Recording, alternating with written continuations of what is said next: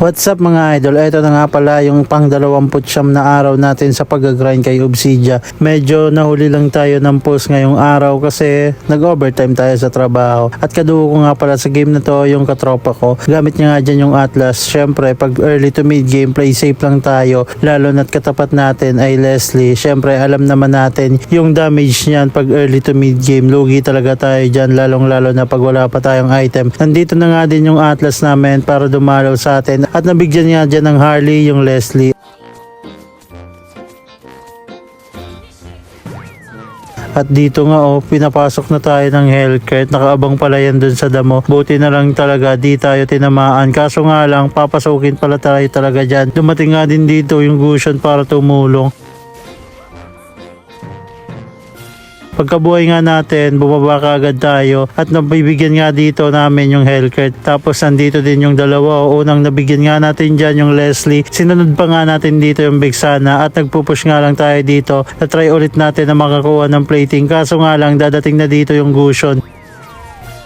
Iyabangan niya pa nga tayo dyan, tinipihan pa tayo. Wala din talaga tayong pantakas doon. Nagpupush nga kami dito ng Atlas sa may ibaba at darating nga dito yung Leslie. Makikita nyo naman sa minimap. At yan nga, pinasok na nga namin siya. Buti na lang talaga tinamaan siya ng ulti natin. Kaya automatic mabibigyan natin yan.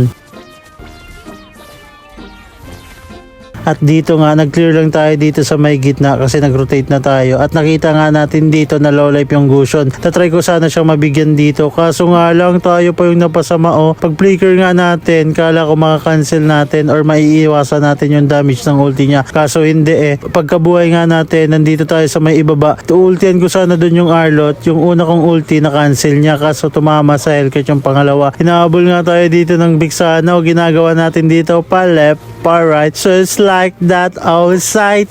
Nakatakas pa nga tayo doon.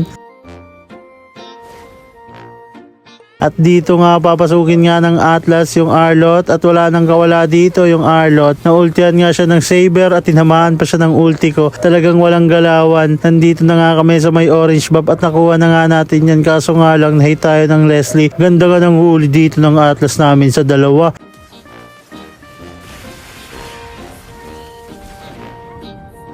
Magsisegue nga tayo dapat dito sa may baba. Kaso nga lang dumating yung Hellcurt na petrify pa tayo. Di na tumama sa kanya yung ulti natin, sayang. Dalawa nga lang kami ditong nabuhay ng Harley kasi nabigyan yung mga kakampi namin. Pagka-ulti nga natin dito sa Hellcurt, kala ko wala siyang kasama. Nandun lang pala yung Gusion nag-aabang. At dito nga nakuha na namin yung first Lord of the game. At ganda nga ng pasok ng Atlas doon. Nabigyan niya nga doon yung Leslie. Tapos dalawa na nga yung nawala sa kanila.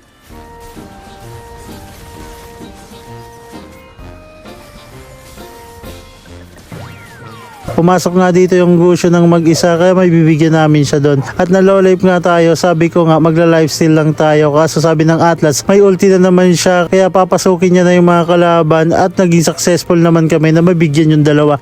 At dahil nga doon natapos yung laro. Good game sa mga nakakampet na kalaban ko dito. Hanggang dito lang yung video natin mga idol. Salamat sa panonood. See you next video. Ako nga pala si May nagpapaalala sa inyo. Manalo matalo. Huwag kayo maging toxic sa kampi nyo. Ingat kayo palagi. God bless.